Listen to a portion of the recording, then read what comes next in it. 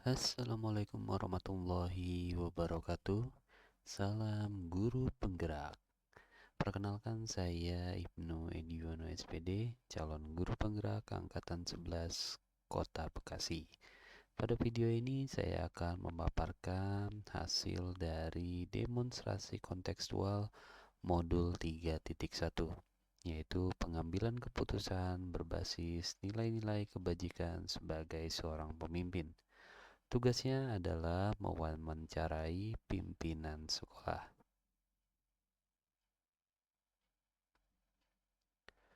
Tujuan pembelajaran yaitu calon guru penggerak dapat melakukan suatu analisis atas penerapan proses pengambilan keputusan berdasarkan pengetahuan yang telah dipelajarinya tentang berbagai paradigma, prinsip pengambilan keputusan dan pengujian keputusan di sekolah asal masing-masing dan di sekolah atau lingkungan yang lain.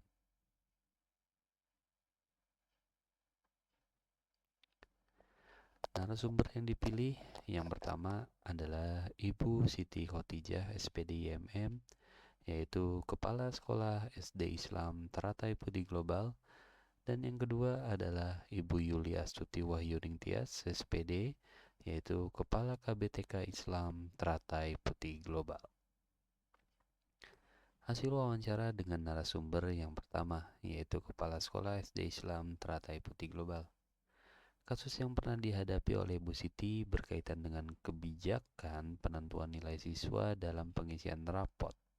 Beberapa guru merasa tertekan untuk memberikan nilai yang melebihi KKM kepada siswa, terutama bagi siswa yang beresiko tidak naik kelas.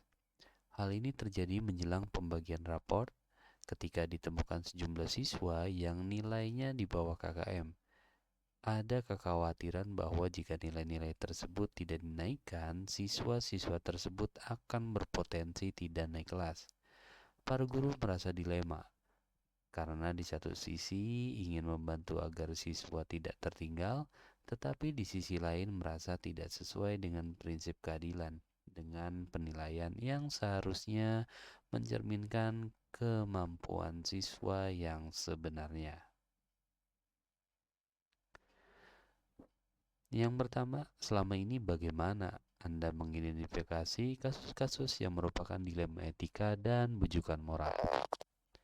Berdasarkan kasus tersebut, terjadi dilema etika yang ditandai dengan adanya pilihan yang sama-sama benar. Tidak ada bujukan moral dalam kasus ini karena tidak ada pelanggaran hukum yang terjadi. Sehingga untuk mengidentifikasi antara dilema etika atau bujukan moral perlu dilihat dari tipe khusus dan pilihan yang muncul. Dalam kasus seperti penentuan nilai, dilema etika sering muncul ketika ada ketidakseimbangan antara kebutuhan individu siswa dan standar nilai KKM.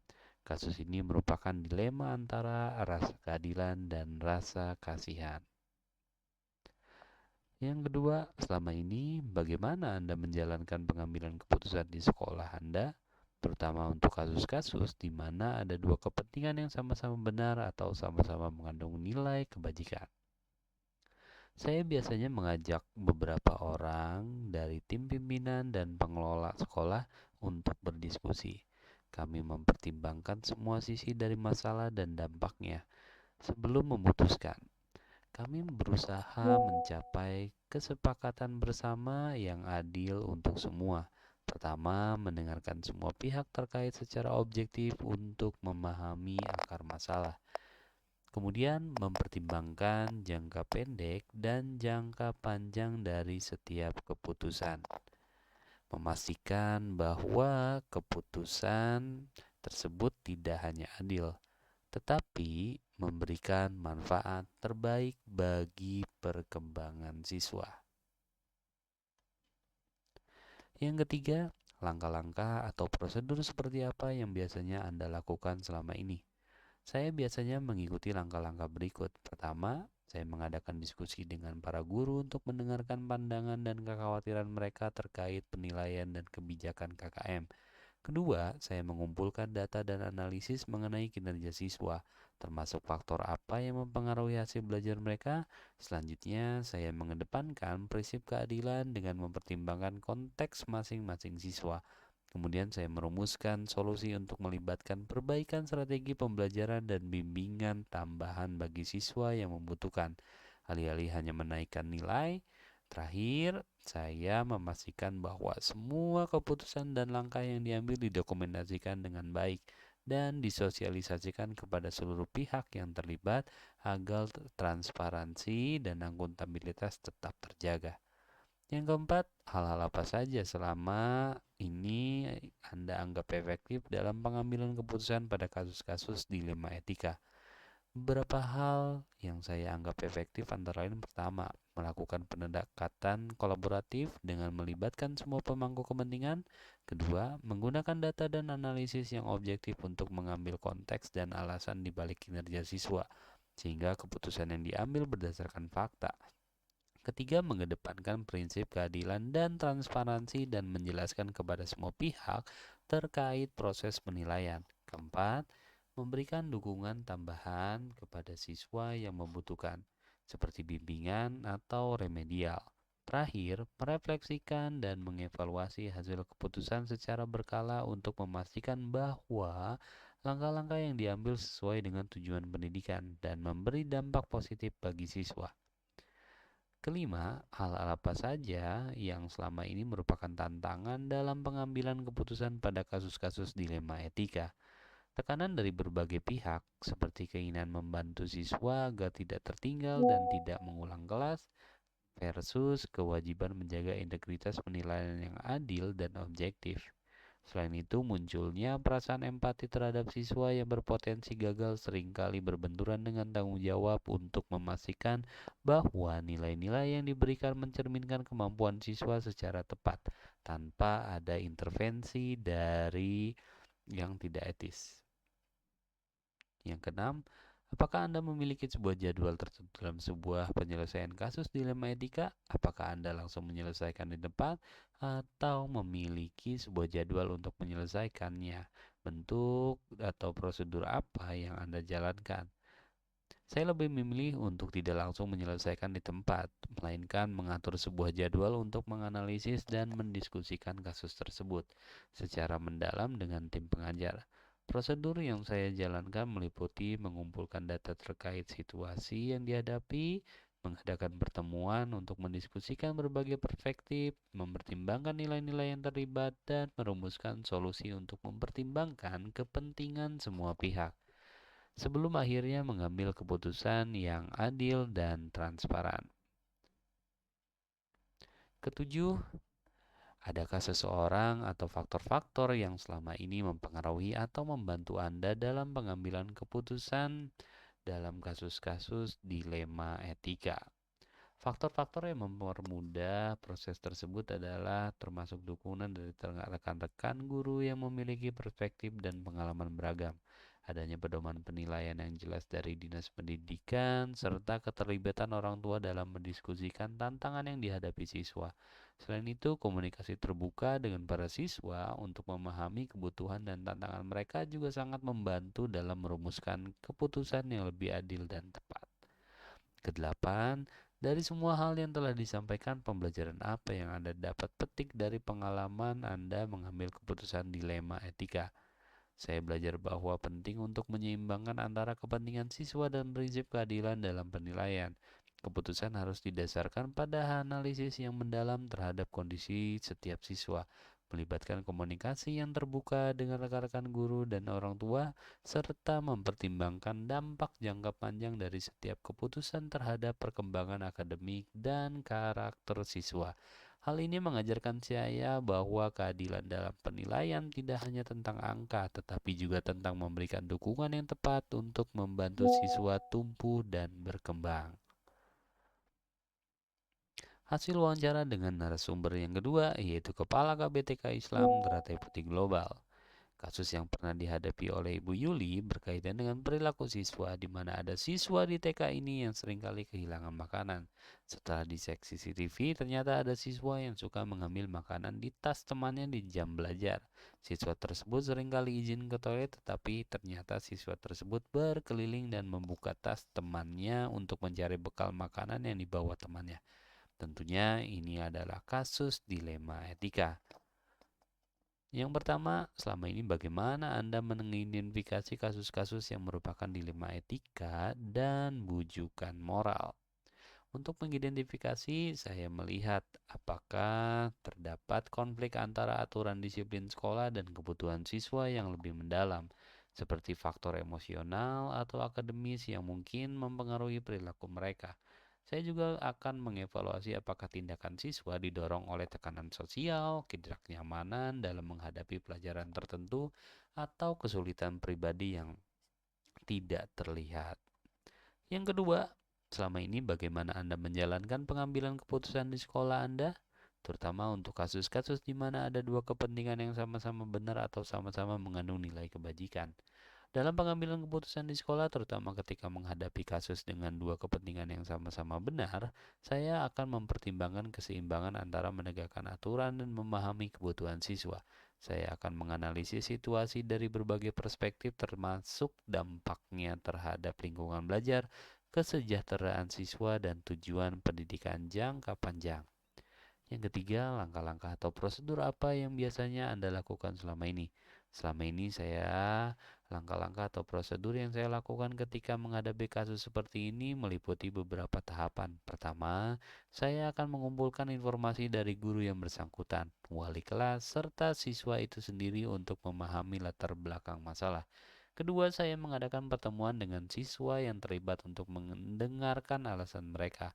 Selanjutnya, saya akan memanggil orang tua untuk berdiskusi bersama mengenai perilaku siswa dan mencari solusi bersama. Setelah itu, saya akan memonitoring lanjutan dan memastikan bahwa siswa tersebut tidak akan mengulanginya lagi.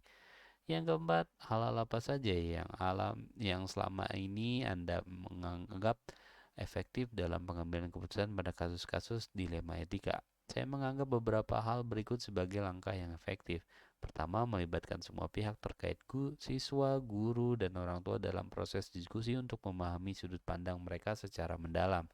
Kedua, menjaga keseimbangan antara penegakan aturan disiplin dengan empati. Ketiga, melakukan refleksi bersama tentang dampak jangka panjang keputusan terhadap perkembangan siswa, baik secara akademis maupun emosional, serta bagaimana hal ini mempengaruhi lingkungan belajar secara keseluruhan. Yang kelima, hal-hal apa saja yang selama ini merupakan tantangan dalam pengambilan keputusan pada kasus-kasus dilema etika. Beberapa tantangan yang sering dihadapi meliputi ketidakpastian tantangan tentang bagaimana tindakan tertentu dapat mempengaruhi siswa secara emosional dan akademis, yang membuat sulit untuk menemukan solusi yang adil dan efektif.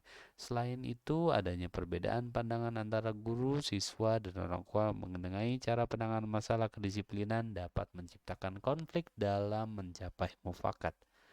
Yang keenam, apakah Anda memiliki sebuah jadwal tertentu dalam sebuah penyelesaian kasus dilema etika? Apakah Anda langsung menyelesaikan di tempat atau memiliki sebuah jadwal untuk menyelesaikan, bentuk atau prosedur seperti apa yang Anda jalankan? Saya biasanya memiliki prosedur yang terstruktur namun tetap fleksibel. Pertama, saya akan mengumpulkan informasi dan data terkait kasus tersebut, termasuk laporan dari guru dan wali kelas, serta wawancara dengan siswa yang terlibat. Proses ini dapat dilakukan secara langsung di tempat jika situasinya mendesak. Tetapi jika tidak, saya biasanya menetapkan jadwal untuk mengadakan pertemuan dengan semua pihak yang terlibat, termasuk siswa dan orang tua, untuk mendiskusikan masalah secara lebih mendalam. Yang ketujuh, adakah seseorang atau faktor-faktor apa yang selama ini mempermudah atau membantu Anda dalam pengambilan keputusan dalam kasus-kasus dilema etika? Beberapa faktor yang membantu saya antara lain adalah dukungan dari tim guru dan staf sekolah yang bekerja sama dalam mengidentifikasi dan melaporkan masalah kedisiplinan siswa.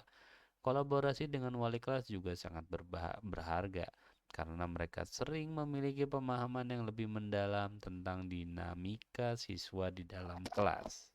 Yang kedelapan, Dari semua hal yang telah disampaikan, pembelajaran apa yang dapat Anda petik dari pengalaman Anda mengambil keputusan dilema etika?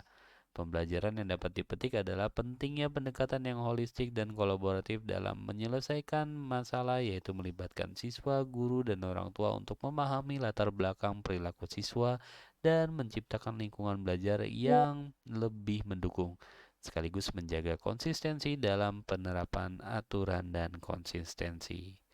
Analisis dan lakukan refleksi atas hasil wawancara tersebut. Hal-hal menarik dan pertanyaan yang mengganjal. Hasil wawancara menunjukkan bahwa kepala sekolah memandang pengambilan keputusan dalam kasus dilema etika dengan hati-hati dan penuh pertimbangan. Hal menarik adalah adanya fokus pada keterlibatan tim dan komunikasi terbuka dalam proses pengambilan keputusan. Namun ada pertanyaan mengganjal tentang bagaimana mereka secara sistematis mengevaluasi keputusan yang diambil, terutama dalam situasi yang kompleks dan memerlukan penilaian mendalam. Ketika dibandingkan dengan 4 konsep paradigma, 3 prinsip, dan 9 langkah pengujian keputusan, tampak bahwa walaupun mereka mempraktikkan keterlibatan keadilan, belum ada pembahasan tentang bagaimana mereka menerapkan semua langkah pengujian secara terstruktur. Persamaan, dan perbedaan. Dari hasil wawancara ada persamaan di antaranya pimpinan dalam hal melibatkan tim dan komunikasi terbuka. Namun ada perbedaan dalam komunikasi. Dalam kasus Ibu Siti tidak ditemukan komunikasi kepada murid dan orang tua. Sedangkan dalam kasus Ibu Yuli ditemukan komunikasi dengan murid dan orang tua. Rencana dan pengukuran efektivitas. Rencana ke depan dalam mengatasi dilema etika, para pimpinan harus meningkatkan prosedur pengambilan keputusan dengan menggunakan 4 paradigma, 3 prinsip, dan 9 langkah pengujian keputusan. Selain itu juga harus melibatkan lebih banyak pihak dalam diskusi dan membuat sistem yang jelas untuk menangani kasus-kasus tersebut. Selanjutnya, untuk mengukur efektivitas, dapat menggunakan umpan balik dari tim, evaluasi hasil keputusan, dan keberhasilan implementasi solusi jangka panjang. Penilaian ini akan membantu para pemimpin dalam memperbaiki proses dan membuat keputusan yang lebih baik di masa depan.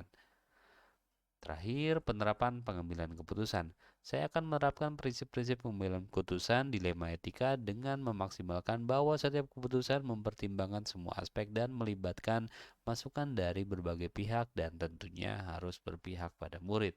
Saya juga akan mulai melibatkan murid dan teman sejawat dalam diskusi tentang keputusan yang berdampak pada mereka, memastikan semua suara didengar, dan menggunakan prosedur yang sistematis untuk menguji keputusan yang diambil, yaitu 4 paradigma, 3 prinsip, dan 9 langkah pengujian keputusan.